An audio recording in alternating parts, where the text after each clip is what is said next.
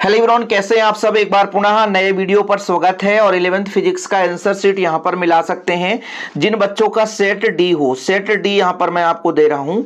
और जो इस चैनल पे पहली बार आए, चैनल को सब्सक्राइब कर लें। मेरा व्हाट्सअप नंबर जिस बच्चे को पता होगा, तो जो आपका सेट ए है, सेट बी है, सेट सी है, आप पेपर भेज सकते हो। मैं आपको सोल्यूशन आज से कल तक में प्रोवाइड कर दूंगा। तो चलिए शुरू करें। यहां पर आप देख सकते हैं पहला प्रश्न शुरू करेंगे। यहाँ पे बच्चों आप लोग जरूर देख लीजिएगा। देखिएगा यहां पर सेट डी का है। यहां पर एसआई पद्धति का मूल मात्रक नहीं है, तो कूलाम जो है ये मूल मात्रक नहीं है। ताप का मात्रक केल्विन, द्रव्यमान का मात्रक किलोग्राम और लंबाई का मात्रक मीटर, ये सब के सब मूल मात्रक हैं। तो ऑप्शन नंबर डी हो जाएगा। पतंग जो है आकाश में तीनों दिशाओं में उड़ता है, इसलिए त्रिविमीय है, कहीं भी उड़ सकता है।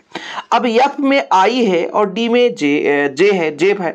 तो यहां पर बच्चों यदि गुणा करेंगे तो क्या होता है, कार का होता है बल गुणे विस्थापन। तो जब यहां पर गुणा होगा तो आई का आई से होगा, तो आई है नहीं, तो यहां पर जीरो हो जाएगा, क्योंकि यहां पर जीरो आई है और यहां पर जीरो जे है, इसलिए बच्चों यहां पर शून्य निकल कर आएगा। यह प्रश्न बहुत महत्वपूर्ण है। इसमें है ए और बी में जो आपका ए है इसमें प्रतिबल विकृति है, बी है इसमें प्रतिबल विकृति है। अब थोड़ा सा ये देखना है, पूछा है कि सबसे ज्यादा मजबूत वक्र कौन सा है, तो वक्र मजबूत कौन होगा जिसमें विकृति कम होगी। तो ये थोड़ा सा ज्यादा विकृति, ज्यादा लटका है मतलब ज्यादा विकृति है, और इसमें विकृति थोड़ा सा कम है। ठीक है, प्रतिबल के साथ साथ विकृति कम है, इसलिए ये ज्यादा मजबूत है। इसलिए ऑप्शन नंबर ये सही हो जाएगा कि ए जो है आपका बच्चों ज्यादा मजबूत है। 4 डिग्री सेल्सियस पर पानी का ज्यादा घनत्व होता है। इसमें आवर्ती फलन कौन सा है, निम्नलिखित में से आवर्ती फलन का आपको बताना है कि आवर्ती फलन कौन है। तो एकमात्र ऐसा क्वेश्चन है जिसमें डाउट है मुझे, और ये आवर्ती हो नहीं सकते हैं इन्हीं दो में से, लेकिन मैक्सिमम चांस ए है। लेकिन मैं आपको कमेंट में पिन कर दूंगा, चिंता ना करें, राइट आंसर। ठीक है, जल्दबाजी में आपको बना रहा हूं, घर से बाहर था और बच्चों ने मैसेज किया, और दूसरा सेट भी बना दूंगा, बिल्कुल परेशान मत होना। यदि किसी वस्तु का वेग एक समान दर से बढ़ता है तो उसे एक समान गति कहते हैं। घूर्णी गति में द्रव्यमान की समतुल्य राशि कौन सा जानते हैं क्या होता है?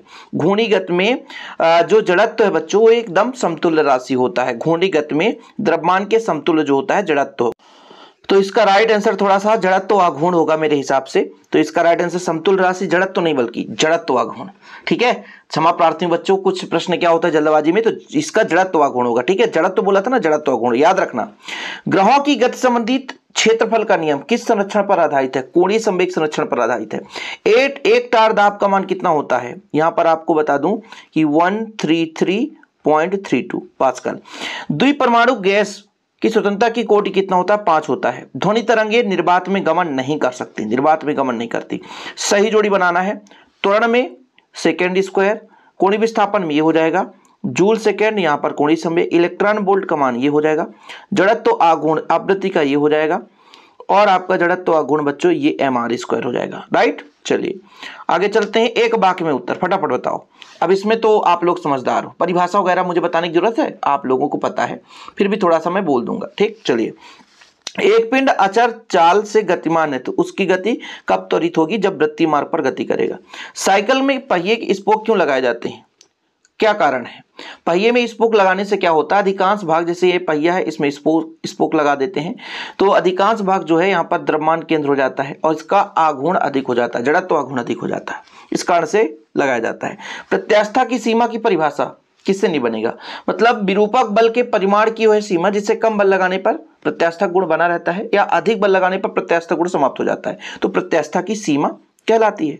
चलिए आगे देखिए बच्चों, सरल लोलक, अच्छा प्रत्यय हो गया। सरल लोलक को खदान के अंदर ले जाने पर आवर्तकाल पर क्या प्रभाव पड़ेगा? बढ़ जाएगा, क्योंकि जी का मान कम हो जाता है। तरंग संचरण के बराबर होता है 2 पाई अपॉन लैम्डा। चलो super fast, 2 pi upon lambda.